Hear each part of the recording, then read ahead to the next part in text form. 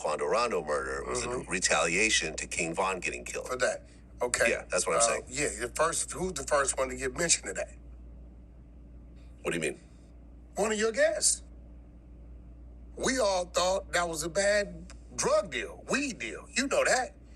The world thought that shooting was a bad weed deal between some Armenians or Persians. That's what the world thought. Huh. Okay. And it wasn't until February of 2023 that BriccBaby goes on the internet with Flacco and says, out of nowhere, the world is oblivious to this. We've tied this to a bad drug deal. Remember the story that an arm reached over Quando and shot him? That was the story, right? BriccBaby goes on the show and says, I guess they can't say OTF didn't slide for King Von anymore. And Flacco says, well, what are you talking about? He said, yeah, the shoot. They slid for King Von, OTF. Yeah. Now, that's February. March, the feds get on Brick. We don't know this. Jump to June 2023. Feds come to BriccBaby's house. We get the report. I'm screaming, BriccBaby just got picked up by the feds. What's happening? When your court date? Right? We're under the presumption that it's an AK-47 case. But what really happened was they came there to get his cell phone. In the process of him doing the search, they come across the AK-47. BriccBaby calls 600, who's part of the exposures, one of my guys. Say, man, the feds just picked me up. I got an AK case, but they on the other fella. We're going to refrain from his name because I know that's your friend, right? He's giving us all this information. He said the feds been on me since March, right? So he gives this thing identifying OTF in February, first one in the world. And then when they come in this house in June, they let them know they've been on them since March, but we think it's an AK-47 case, right?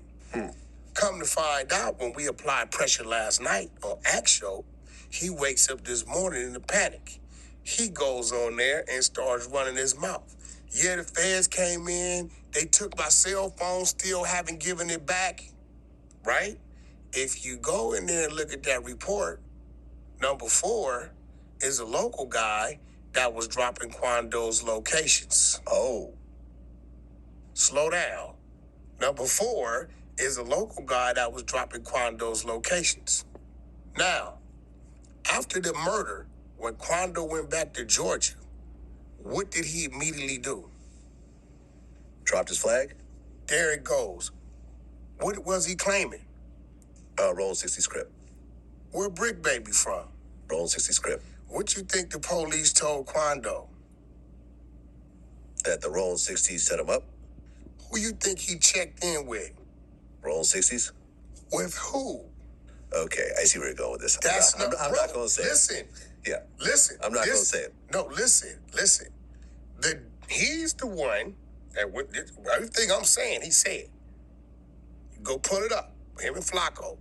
Nobody knew anything about it. We wasn't even factored in OTF in this. They can't blame nobody but theyself. Ain't nobody the police but them. Them the ones who went to jail and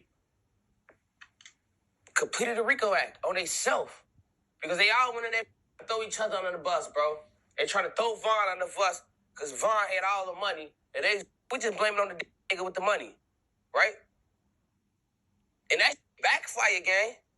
When you said that to Durk, what was his response to you? He said, you know what? He said, somebody just came in my house. How do they know exactly what the address is? I don't give my address to nobody. Like, this is not, because something that happened. The robbery in Georgia? Yeah. When India had to shoot? He went straight to talking about that. Damn. What do you think it is? And then, he knew Von was a killer. Didn't him and Von get into a situation where they had a shootout? And once Von got killed, he blamed Von for the pistol case or whatever, the shootout? Yep. Nigga, that was his partner. Don't he wear V-Roy on his hat representing Von? Yeah. How you blame Von? Durk down, a dramatic arrest. Yo, this Lil Durk situation is wild. The streets are buzzing, social media's on fire, and everyone's wondering the same thing: who snitched? Picture this. Lil Durk, Chicago's own, at the peak of his career, suddenly gets caught in a police raid. The feds were waiting, ready to bring the hammer down. Charges, serious stuff, gun possession, conspiracy, you name it. This wasn't some minor infraction. This was the law coming after a king. But here's the real question that's got everyone talking. How did the cops know where to find him? Who dropped the dime on Durk? Was it someone close, someone he trusted? These ain't just hypotheticals, people. This is about loyalty, betrayal, and the cutthroat world of hip-hop. Now let's talk about Bezu, once Durk's right-hand man, his brother-in-arms, his ride or die.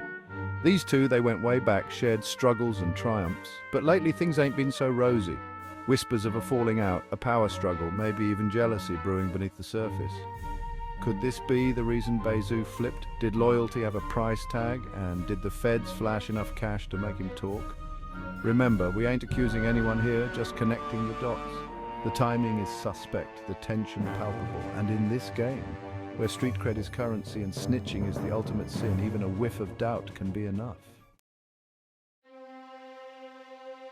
But hold up, there's another name swirling around this whole mess: OTF Jam. Another close associate of Durk, a member of his OTF crew, someone who was supposed to have his back. But rumors, they spread like wildfire, and whispers about Jam cooperating with the authorities have been making the rounds. Did the pressure get too much? Did Jam crack under the weight of potential charges? Look, the feds, they play dirty. They offer deals, threaten families, dangle freedom like a carrot on a stick. It's a tough spot to be in, no doubt. But if Jam did fold, the repercussions for Durk and the entire OTF crew could be devastating. Section 4, the music industry, a breeding ground for betrayal. Let's be real, folks. The music industry, especially hip-hop, has always been a breeding ground for envy, backstabbing, and straight-up betrayal. It's a dog-eat-dog world where everyone's trying to climb the ladder, even if it means stepping on a few necks along the way. Loyalty? It's a beautiful thing, but in this game it can be a liability. We've seen it time and time again, rappers turning on each other, friendships imploding, crews dissolving in a hail of diss tracks and social media shade. It's the ugly underbelly of the game. The price of fame, the risk you take when you let ambition cloud your judgment. Section 5, clues and speculation, unraveling the mystery. So, who really snitched on Lil Durk? Right now it's a guessing game, a puzzle with missing pieces. We got rumors, we got speculation, but hard evidence?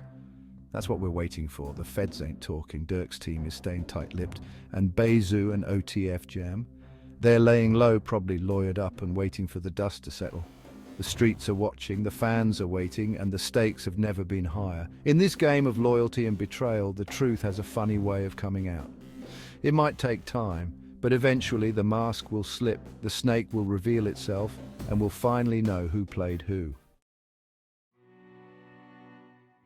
Section 6, Durk's fate, justice, loyalty, and the future. As for Lil Durk, he's facing some serious charges and his future hangs in the balance. Justice will run its course, but one thing's for sure. This arrest has sent shockwaves through the hip-hop community. It's a stark reminder of the fragility of fame, the consequences of street life, and the importance of loyalty in a world where trust is a precious commodity. Whatever the outcome, this situation will leave its mark on Lil Durk, on his career, and on the people around him. We can only hope that justice is served, that truth prevails, and that Durk comes out of this stronger and wiser. But one thing's for certain, this story is far